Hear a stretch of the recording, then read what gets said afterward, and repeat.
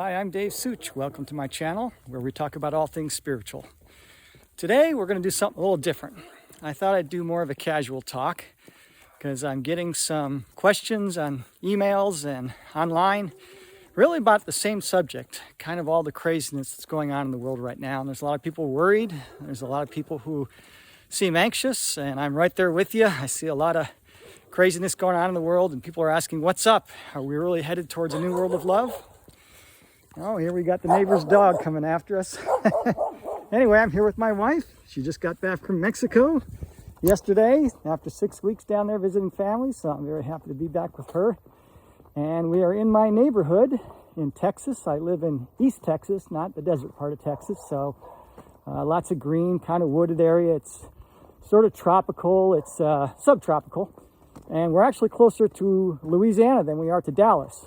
And this road we're on now is the road I live on, called Beard Mountain Road.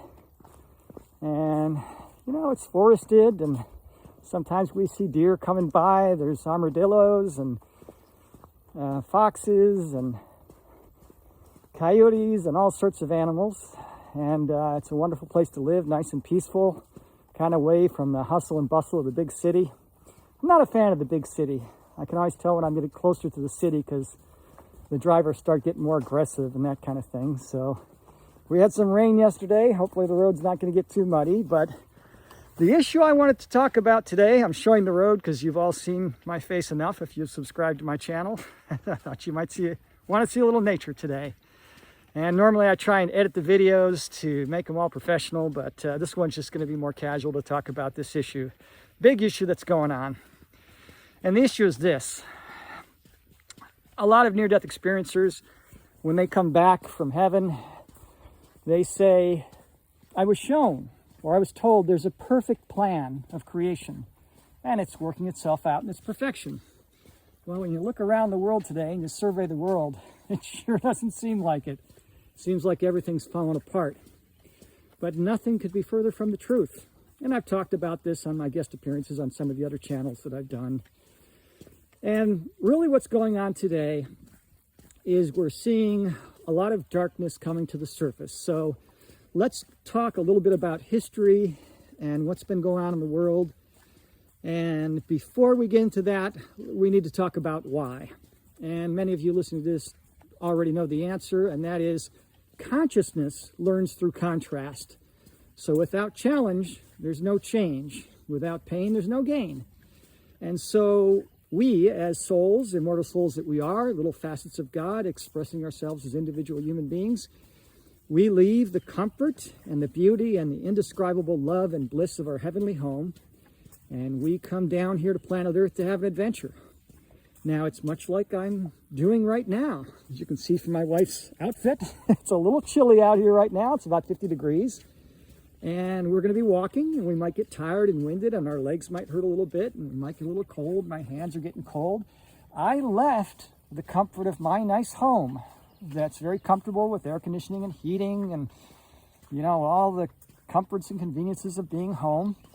But if I want to grow and get stronger, if I want to keep my body in shape and make my legs strong, I have to leave the comfort of home to come out here and challenge myself. So every person listening to this message right now has taken on a huge challenge, the Mount Everest of physical incarnations.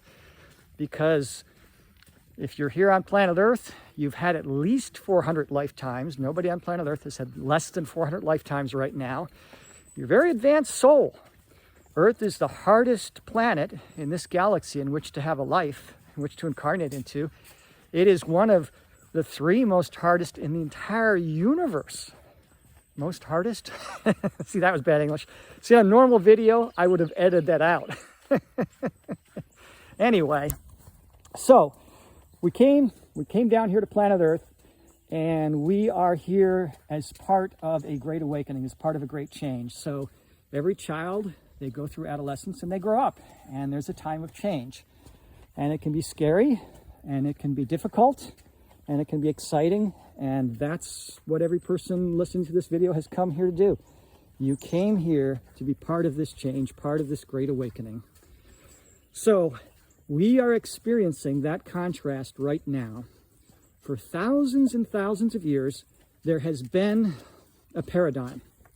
And that paradigm has been, you must fight to survive. So what you would do, especially in times past, is you would attach yourself to a group, whether it was a city or an extended family or a country or something as big and powerful as the Roman Empire. You attached yourself to a group, and then you made yourselves as strong as possible, and you went out and you survived by taking from others, by dominating others, by controlling others, without thought of their well-being or their right to have a life or have nice things or have peace. You know, it's just like, if I want to take what's yours because I need to survive, well, then I'll do it.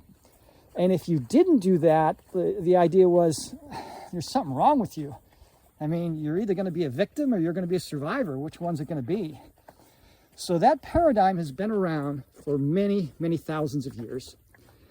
But now things have changed with our technology, with our amazing communication skills. You know, the way you're watching this video right now.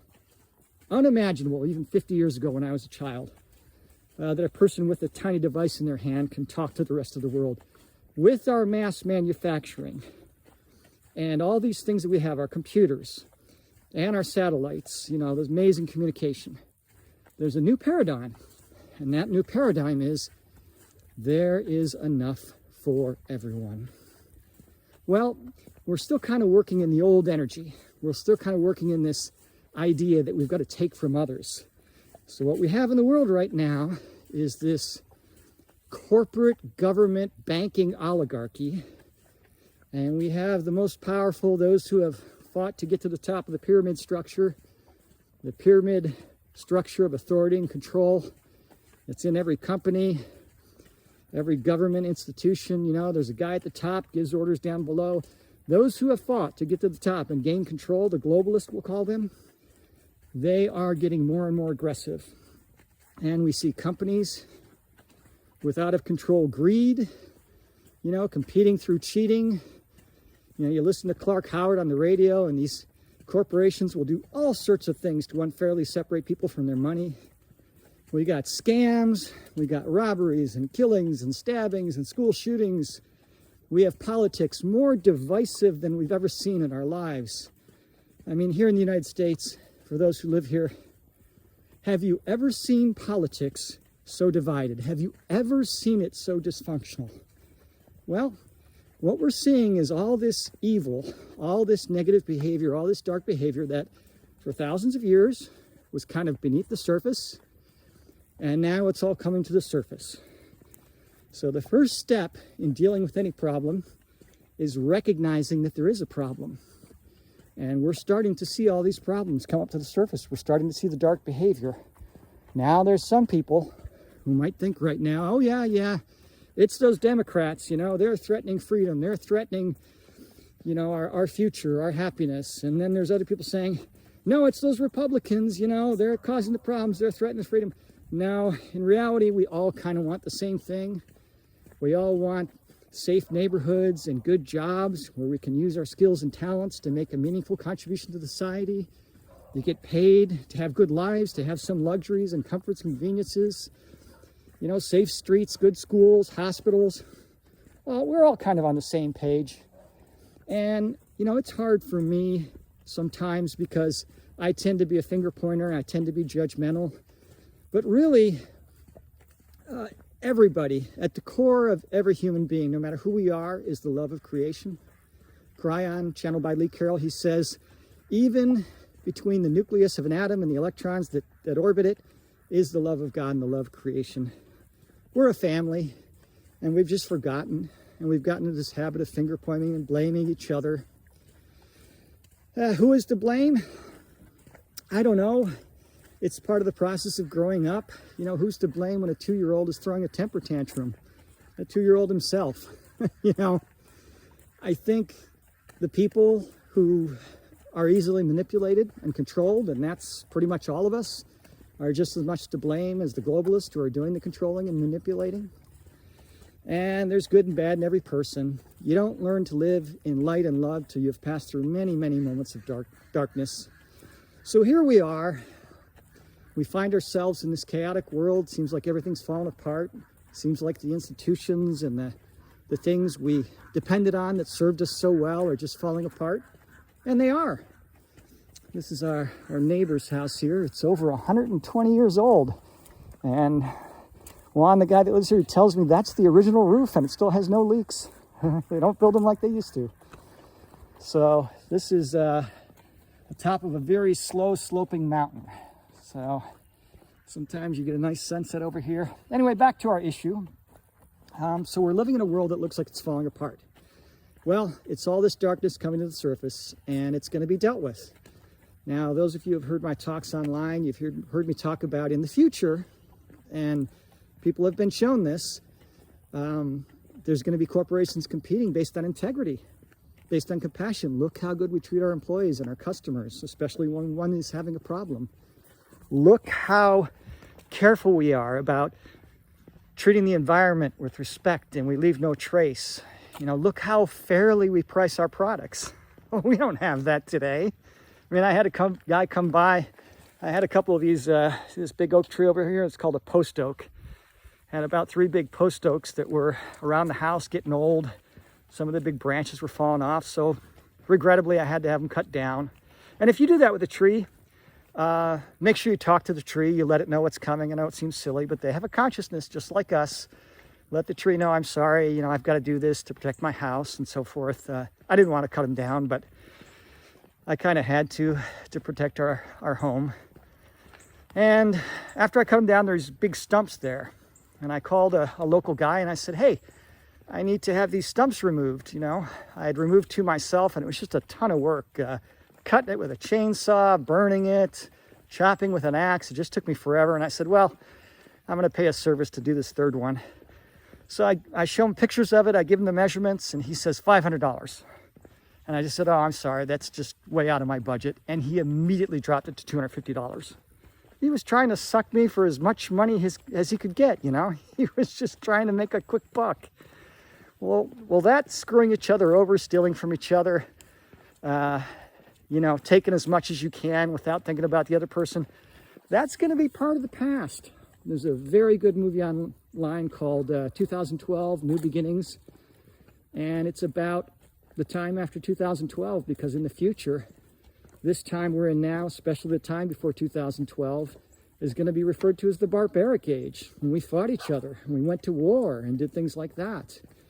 And we're just now coming out of it. We're just starting to turn around.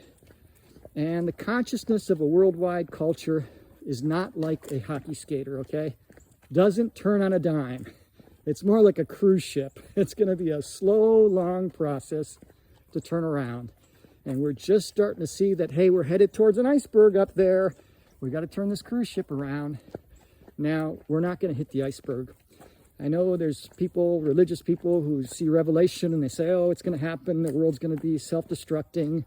Or, you know, Nostradamus or Mother Shipton or all these prophecies that, you know, we're going to destroy ourselves. Well, that was the way it looked like we were going. So anytime you look at the future, it's only the potential future based on where you're going now.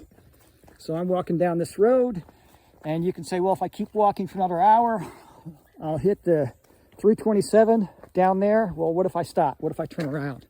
What if I turn left or right? Well, that's exactly what humanity did, thanks to a lot of help from heaven and a lot of help from above. And I'm talking about the benevolent aliens who are helping us, Pleiadians, the Arcturians, the Syrians, all sorts of benevolent races that want us to be a productive member of the galactic community. They helped us turn around, and we have passed the point of no return. We're going to become an ascended planet, an ascended species. Now, that doesn't mean we're all going to be holding hands, singing Kumbaya, and never getting any arguments.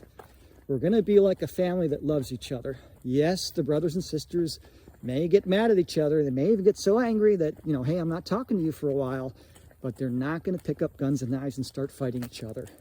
So peace on earth is going to be the first step. We're about 40, 50 years away from that. And then once we stop fighting each other and start cooperating, things are going to really get going. Imagine, for instance, if Samsung and Apple, the 2 big cell phone manufacturers, instead of suing each other, imagine if they said, well, we're going to still make our separate phones, but we're going to share everything with each other, share all of our technology. If you want to use something we're doing, you can do that. If you want to borrow one of our employees, we'll lend you the employee. They wouldn't have all this money spent with lawyers and lawsuits, and both phones would be a lot better. So that's where we're headed. We are headed towards cooperation instead of cutthroat competition. We are headed away from a world controlled by money. Right now, money, which is supposed to be this good tool to interchange goods and services and incent companies to produce more of what we decide we want by voting with our dollars, it's become a competitive money sport. It's become a game. Like over half of the trades on Wall Street are micro trades that last less than a fraction of a second. They're just doing it to, well, there's our 1 mile mark. 19 minutes, 35 seconds. I don't know if you heard that on the video, but we walk 1 mile in 19 minutes, 35 seconds. So anyway, it's become this competitive money sport and this just game to hoard as much money as possible. Well, we're going to be moving towards this world, and I'll describe what I've heard from near-death experiences. About 150 years from now, there's no set timeline. We're going to kind of go back to the way the indigenous cultures used to be, only with some high technology. Now, we're not going to be super dependent on technology like we are today, because we're going to discover in the future that biology is the best technology. We're not going to need these cell phones because we're going to be able to communicate with each other telepathically. We're going to have friendships with beings on other planets communicating telepathically. We're going to have spaceships that can travel the vast distances of space, not traveling faster than light, but from jumping from one location to another. And there's videos online about how that's done. I don't want to get into that right now. But basically, it's going to be structured like the indigenous cultures, groups of about 100 to 150 people. And there'll be nobody in charge. It's going to be a group consensus, kind of like the 1960s communes that they had. Only the problem with the 1960s is they didn't have the information. So they would do things like they'd have an outhouse, and flies would get into the outhouse and contaminate the food, and they'd get all sorts of disease. They didn't know how to grow crops. Well, we have the internet now, so off-grid living is growing at 30% a year, and you can go online and figure out how to do it. We have composting toilets, and we're learning about the benefits of organic food and companion planting and all sorts of things. And in the future, humanity is going to learn to live in peace and harmony with each other and with the environment. Basically, right now, we treat nature as a resource, natural resources. I get taxed every year on the value of the lumber on my property. The value of the trees isn't about what I could sell them for, to cut them down and use them for wood. You don't cut down a sentient being. And the Pleiadians don't cut down trees to make their houses out of that. That's crazy. We're going to do things like build our houses out of earth and cob, things like that, or hempcrete or something like that. We're going to live naturally. We're going to form relationships with plants and animals. We're going to have big gardens where we can communicate with the plants, tell them where to grow, how much to grow. And we're even going to cooperate with the insects, the ones we consider pests now, that we kill with pesticides. We're going to say, okay, insects, this is the garden for the human beings, for our food, but we're going to plant these other plants over here that we know that you like, and you eat those plants. We're going to form partnerships with animals and learn from them. So the whole world, every little community is going to be focused on a little bit different things, but they'll all kind of have some common focuses. They're going to be focused on teaching children about God, love, science, nature, spirituality, and all these things. There won't be a need for doctors. If somebody is sick and they're unable to talk to their own selves and heal themselves, which we all have the capability to do, we just haven't learned how to access it yet. If they're unable to do that, the community is going to come around, and through the power of prayer and consciousness, they're going to heal that individual. So we're going to have great health. We're going to live to be, 150, 200 years old. Eventually, we'll be able to live about 800-900 years. The human body is designed to live about 800-900 years. So if you saw a Pleiadian who looked about my age, I'm almost 60, that Pleiadian would probably be, 700 years old or so, So it's just going to be this great new world that's coming. But, what's happening now? We have all this corruption in politics, people doing crazy things. Putin's trying to recapture the empire. We have Xi Jinping just completely dominating the society, all sorts of control. I mean, Winnie the Pooh, images of Winnie the Pooh are illegal in China because people would make fun of Xi Jinping saying he looks like Winnie the Pooh. So he made Winnie the Pooh illegal. There's all sorts of crazy stuff like that. If you live in China, you're not allowed to own property. The government owns it all. You can get a 99-year lease. So there's all this crazy control, and it's getting worse and worse and worse. Well, what's happening is the dark forces, the globalists, who have been in control forever. They used to stay in control because they would say, oh, I'm ordained by God. Well, people stopped believing that, so they now have the fake, what's the word I'm looking for? The fake image of, oh, you're voting for the leader. Well, if I'm voting for the person who controls my life, between two people, which one of you two bad people are going to control me? That's not freedom, So they're still ruling. They're doing it by manipulation. David Icke talks about it, problem, reaction, solution.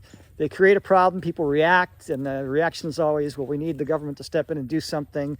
And the solution is always the government control, more government control over our lives. And so they're still manipulating the masses, but people are waking up. People like you who are watching this video are waking up saying, well, wait a minute, why should we be spending $100 million for an F-35 jet fighter whose only purpose is just to destroy things? Shouldn't we be using our money to help, for instance, the 60,000 homeless people who are in the streets of Los Angeles?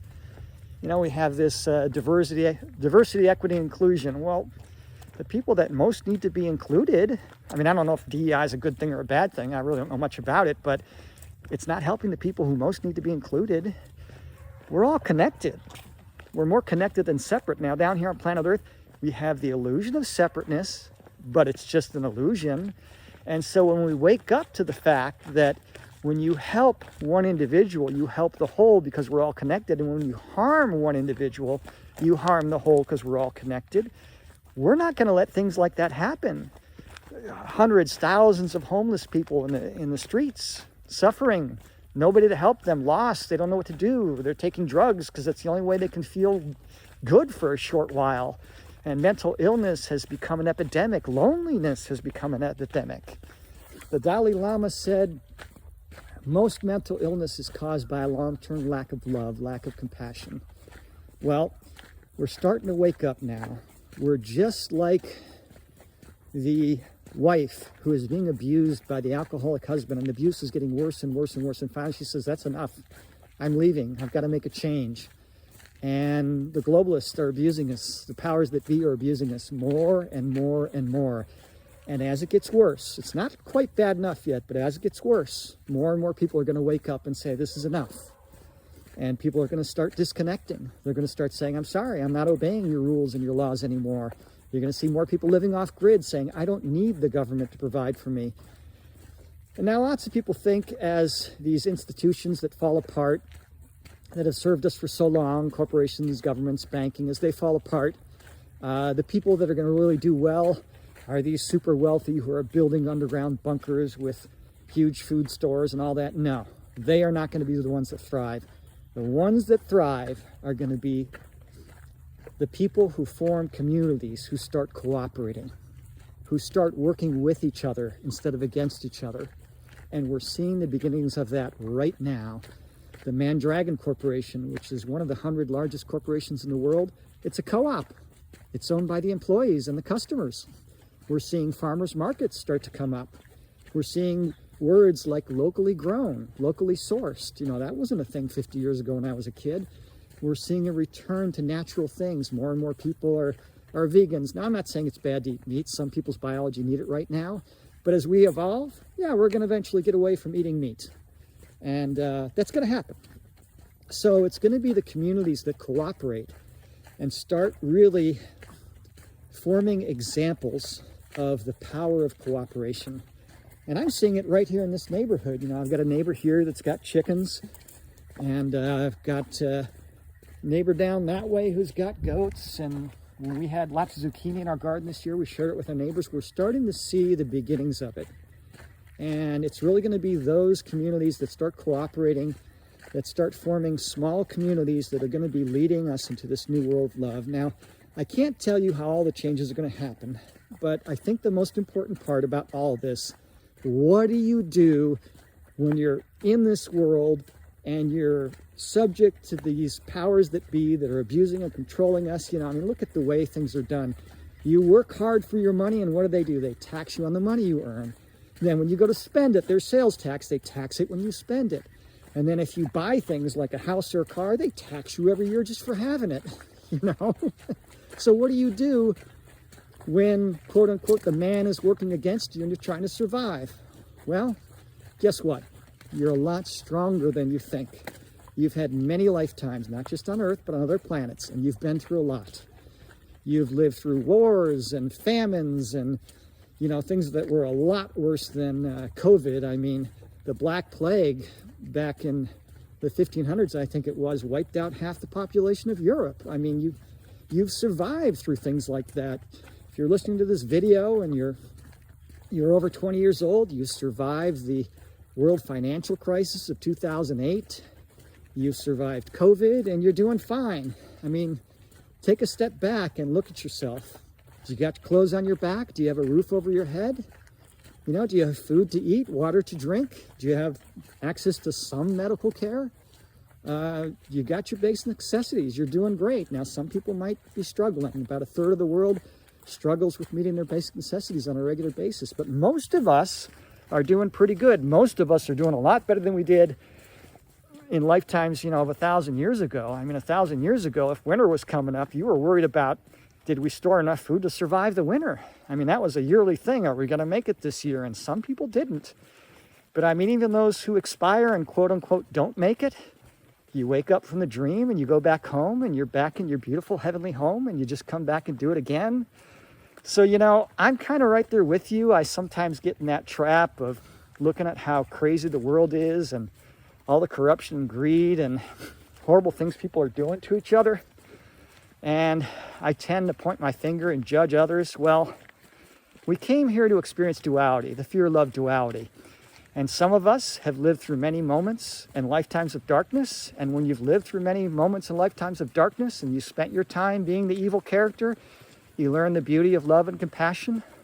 And that's where a lot of the light workers are. But there's a lot of people who are playing the role of the bad guy right now. And we really need that to wake ourselves up. We need to be woken up to what we really want. We want to cooperate with each other.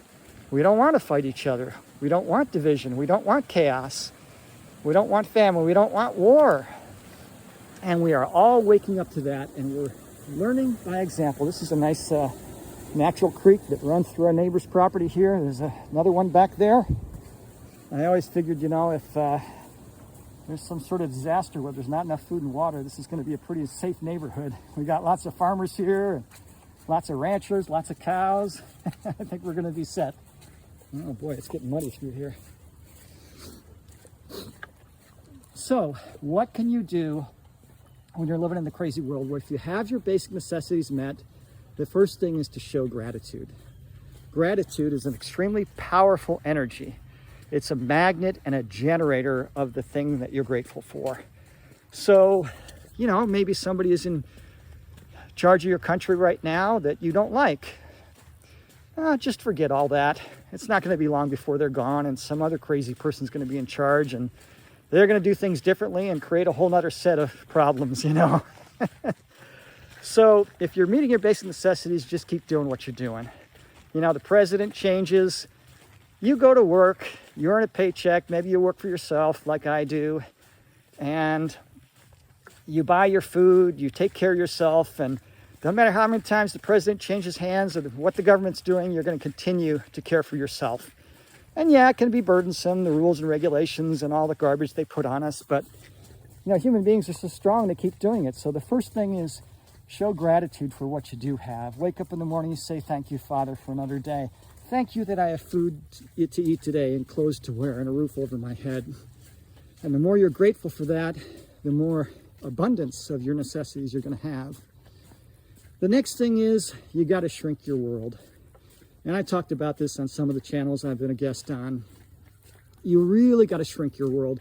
It was only in well, I'm going to say since radio and telegraph was out, where we could communicate with the rest of the world. For most of history, for thousands and thousands of years, there could be a war going on 500 miles away and you'd never know about it. You know, people lived in very small worlds.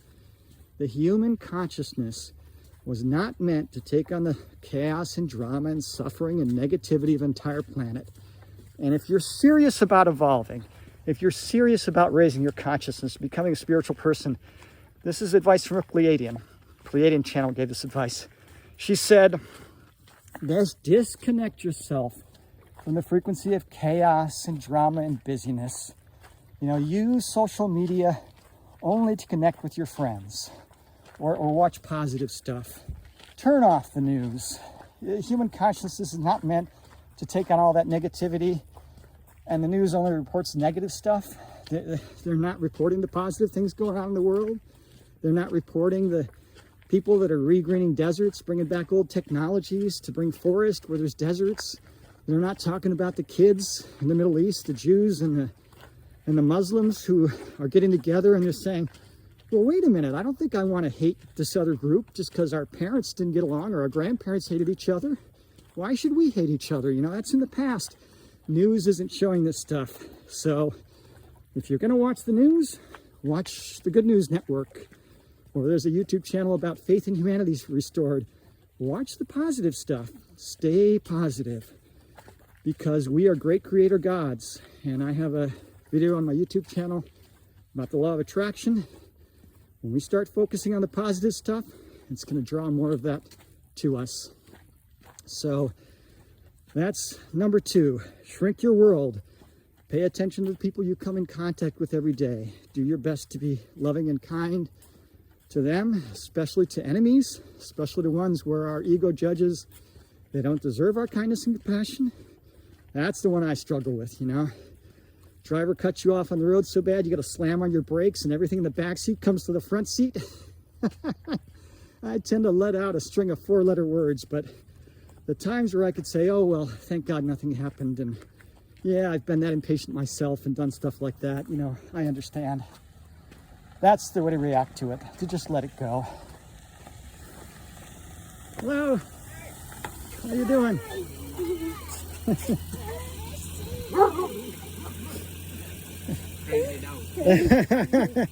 You just headed back home or out? Headed out. Headed out, okay, that's right, because you're back there. Yeah. How's your knee doing?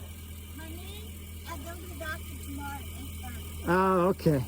it didn't get better. Oh, I'm sorry. And I really like walking. Yeah, me too. I messed up. I had a toe like infected for a while and I couldn't even get to see the doctor. I had to treat it myself. I uploaded a picture of it to artificial intelligence and it said, oh, that looks like a skin infection. It told me what to do and that fixed it. So yeah, well, I hope you get your, yeah, it is. I hope you get your knee taken care of. I do too. Are they thinking it has to be replaced or We haven't got any. you don't know?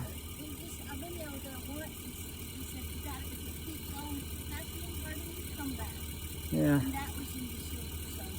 Well, if it does end up something like that, they have gotten so good with knee replacements. They've been doing like 30 years and they're really good now.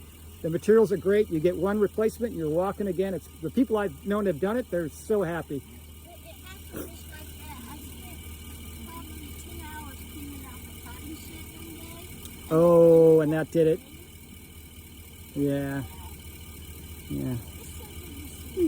I'm glad we're back. It's been 6 weeks. How's the blueberry bushes doing? The blueberry bushes, I just looked at them. They're just dormant. They're dormant, yeah. Yeah, all of our stuff's dormant too. We got some more Yeah, that compost stuff. Degree day took care of a lot of it. Oh yeah, yeah. We had the freezing temperatures. Daffodils are coming up. Oh yeah, they come up in the cold. I noticed that. The bulb flowers like to come up in the cold. Yeah. Yeah. Well, it's good seeing you. Let us know what happens with your knee. And if you need any help with anything, let me know. All right, take care. That's one of the things I like about this place. The neighbors are all so friendly, and those are our neighbors. What are their names? ¿Cómo se llaman ellos? It's Mary and I can't remember. I'm really bad at names. So we're fairly new to this neighborhood. We've only been here a few years, but we're getting to know the neighbors. So Anyway, so let's see, where were we? We were talking about gratitude, shrinking your world. So that's a big part of it. Now, when I've managed to do this, like after the election here in the USA, it was a week before I knew that Trump had been elected. And just for those of you listening, you may be wondering, well, how did this guy vote? It doesn't matter how you vote. No matter who the candidate is, it's politics as usual, divisive politics as usual. One side fights, the winner gets in power, and now they say, well, screw the other side. We're doing it our way because now we're in power. Well, that's sick. We're really going to have politicians, and these are going to be the politicians of the future. I've heard about this from heaven. The politicians of the future are going to rule with love. You'll never hear them say a negative word about an opposing candidate. They will say things like, well, you know, Jim there, he's got some good ideas, and Shannon over here, she's got some good ideas, but here's my ideas, and here's why I think they might work a little better. You know, they're going to rule with love, and it's not going to be divisive politics. It's going to be politicians who have integrity, who are honest, who really care about everybody, especially those we don't agree with. And there's so much going on, you know, I catch myself pointing my finger and saying, oh, these bad guys here, you know, if it weren't for them, things would be so much better. That makes me part of the problem. You know, we got to let go of this judgmentalness. And that's probably number 3, you know, recognize that every human being is a part of us. We're all little facets of God, so what we are is the exact opposite of what an atheist believes. So they believe we're human beings pretending that there's a God, when in reality, we're little facets of God pretending to be human. So when I'm looking at another human being, I'm actually looking at another little part of myself. You imagine like a tree. If a tree was all of creation, and as this tree consciousness, you say, well, how do I get to know myself better? You go to you put your consciousness to one little leaf on that tree, and then you look back at the rest of the tree, and you see it in a different light. So when you limit your consciousness down here on planet Earth, and you have amnesia, you forget about your heavenly home, and you limit your consciousness, it allows you to have a little tiny perspective and look back at the rest of yourself because you are God. I mean, one of the craziest things I learned in my near-death experience research, I've been doing this now, 18 years. I've heard probably close to 1,500 testimonies. I stopped counting a while back. But one of the craziest things I learned is people get to heaven and they see this beautiful being of light, you know, wise and glorious and powerful, and they feel this bliss and love beyond human description. And then they remember, oh, that's me. I was just down here pretending to be human. Well, the school bus is coming by, so we'll let the school bus pass by. Oh, it's mostly empty. Anyway, yeah, so it's us. So when we're looking at other human beings, we got to remember that's us, you know, and you have this life review at the end of this life. And some of you already know about it. Some of you especially have had near-death experiences and had a life review, but you go through your whole life from beginning to end, right? And here's the 2-mile mark. And you kind of re-experience it. Now, it's not like living another 80 years over again. They say it happens very fast. It happens simultaneously, or a panoramic life review, that's what they call it. And there's no time in heaven, so it's something I really don't understand, but it's not like living another 80 years. But anyway, you go through your whole life beginning to end with a difference. In this life, you're only one person, you. You see with your eyes, hear with your ears. You experience the world from the perspective of you.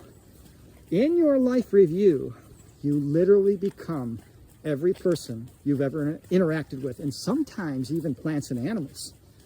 So, you know, like one woman in her life review, she tied a ribbon around her dog's neck when she was a little girl, and the ribbon was a little tight, and she experienced being the dog and having this choking feeling all day long. And so whatever we do to another human being, good or bad, we're going to experience the effects of that. And, you know, that's the only part I've heard that's tough about a positive near-death experience. About 3% have been negative, but the vast majority are positive. And the only unpleasant part is when they go through these life reviews and they're kind of cruel to others, or they do something that really hurt another person, or sometimes not even knowing it, and you just feel awful. Because when you're up there in heaven before God or the angels or whatever, they make you feel like you're the most important person in the world, you know, like the whole universe was designed to make you be the best child of God you could be. And they have such high hopes for us that we'll be good and treat others with kindness and compassion. And when that doesn't happen, it's kind of like not a disappointment, but it's like a missed opportunity. So, you know, that's probably the next point. Really doing our best as we see somebody who maybe our ego's judging that they're causing problems in the world, they're being evil, they're doing this bad thing, or, you know, they have these ideas that I think are damaging, you know, to just try and be accepting of others and not be judgmental. And that's probably my biggest challenge, you know, is to do that. And just to remember that every word we speak to another human being has an effect, you know, and what kind of effect do you want to have, good or bad? So there's really no such thing as revenge. Whatever devious revenge I'm planning on somebody, even if it was justified revenge, I'm going to experience that. You know, I have these neighbors that moved in next door. They're not there right now, but they came over a couple times, 3 times, and they asked me to buy this little piece of my property that was kind of going, you know, through a section of theirs. And, you know, I didn't agree to it. And they cleared the trees. They cut them down. They cleared my property and they sold the trees. Well, I was about ready to take them to court because here in Texas, you can get $3,000 a tree, and they probably cut down, I don't know, 15, 20 trees. And I kind of really had my guides or spirits speak to me and say, no, you don't want to do that. Love your enemies and all that. Doesn't mean you have to take their abuse. But I decided that I'm just going to talk with them and say, listen, you know, you got a section of your property that's kind of come across mine. It's got some trees. Why don't we trade? Or you're going to have to plant trees there and take care of them, restore that property. You know, it doesn't help to be vengeful. And that's the lesson, one of the big lessons I'm learning here. So just like not being judgmental, not pointing the finger, recognizing that everybody comes from a different perspective. And that's really tough, especially with some of the things going on right now. I mean, I'll give an example. You've got the religious right, and then you've got the LGBTQ community.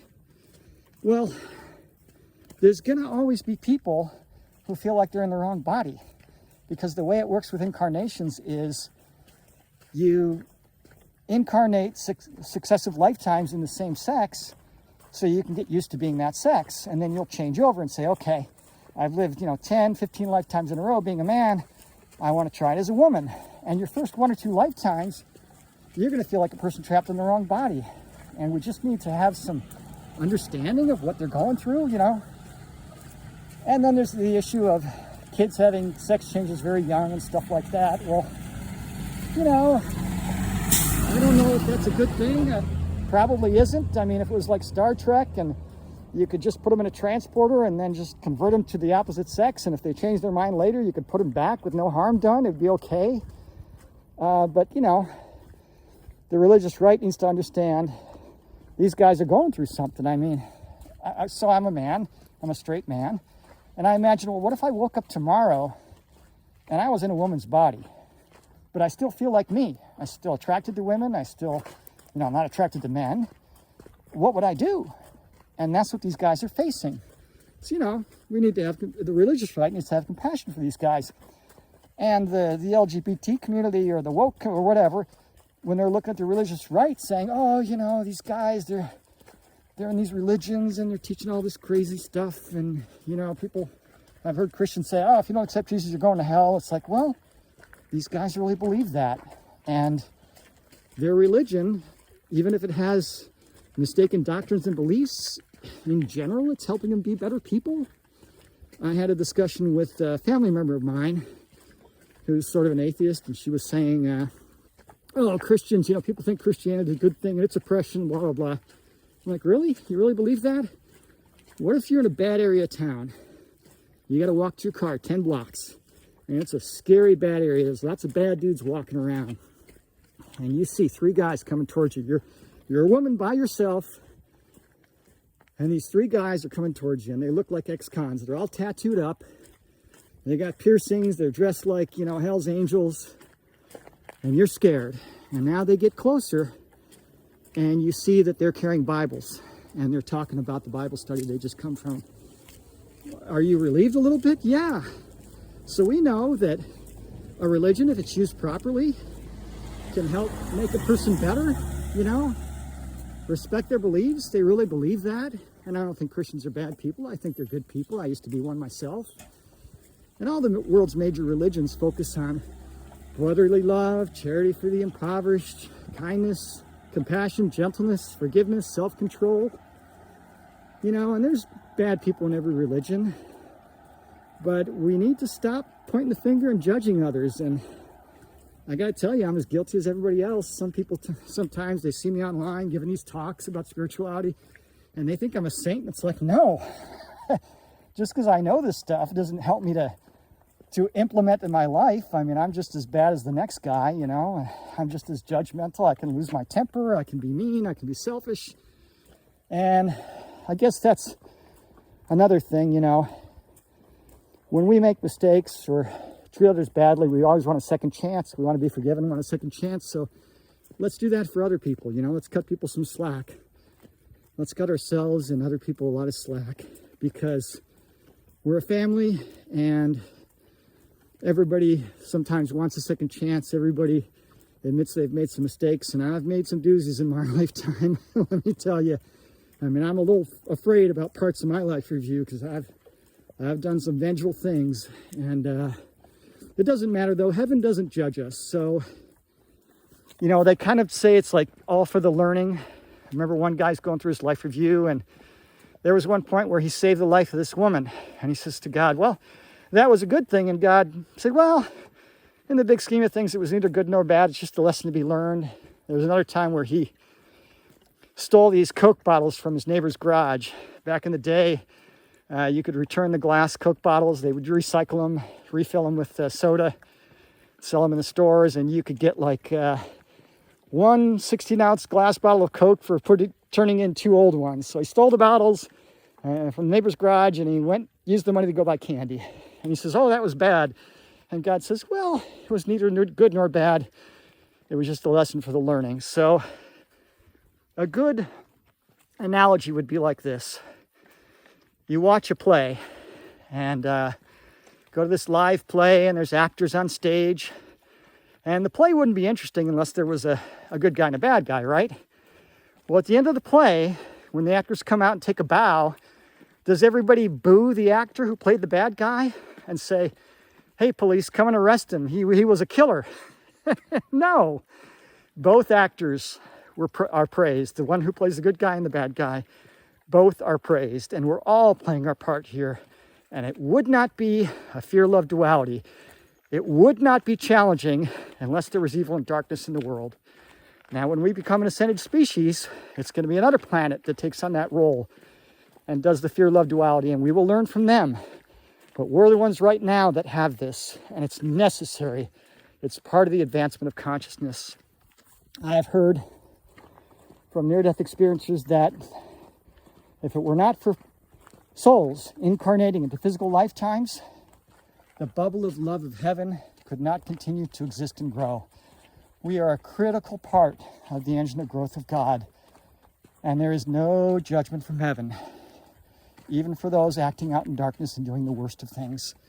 So if heaven's not going to judge us, well, we need to do our best not to judge others. And that's, as I said, my big challenge. Anyway, so there it is. As it's all going on around you, just remember there are going to be storms in life. There's always storms that come and go. And often the storm is way too powerful. There's nothing you can do to calm the storm. But what you can do is you can calm yourself, and the storm's going to pass. It always does. So whatever happens here in this lifetime, you're going to get through it. And if you expire early because of something that happens, an earthquake or a natural disaster or something like that, you're just going to go home to heaven and you're going to come back and do it again.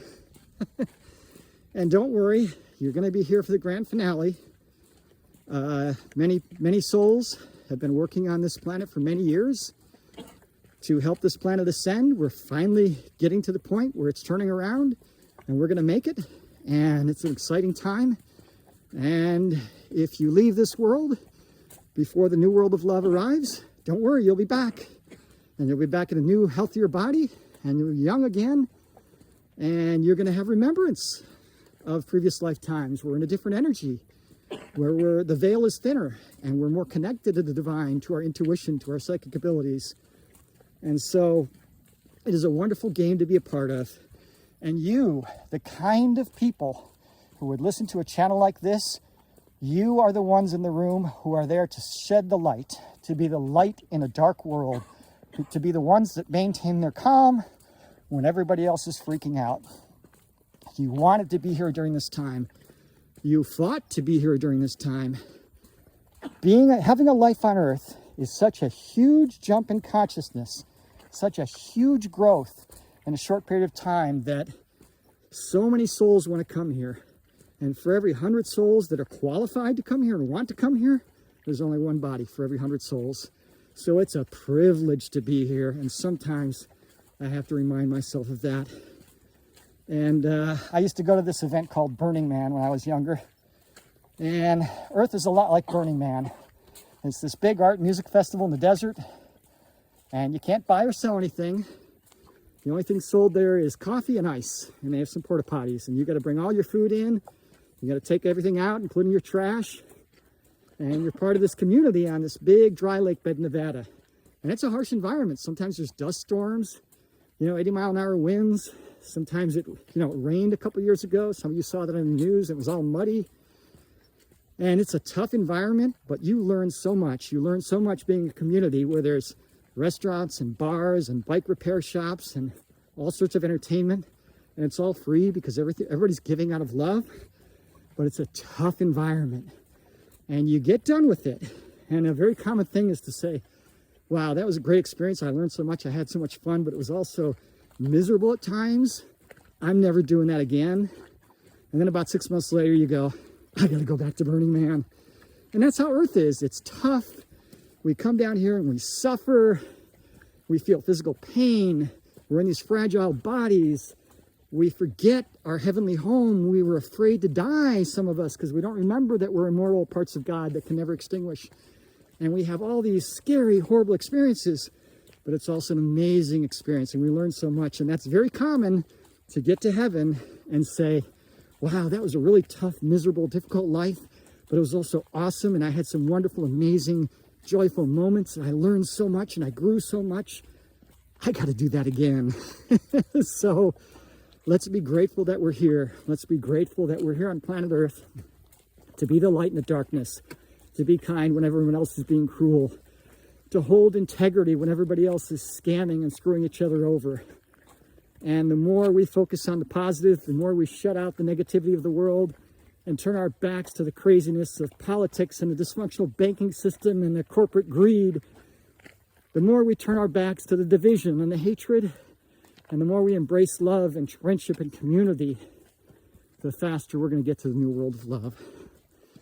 Anyway, that's about it. No, it's a very long video. Wow, 53 minutes. But please put in the comments if you like this as opposed to the more sort of traditional professional videos in the house. And if people like this, I'll do more videos like this. So that's it for today. Thanks for being here. Thanks for doing your part. Thanks for being a light in the darkness, and keep spreading your light and love. Until then, we'll see you on the next video.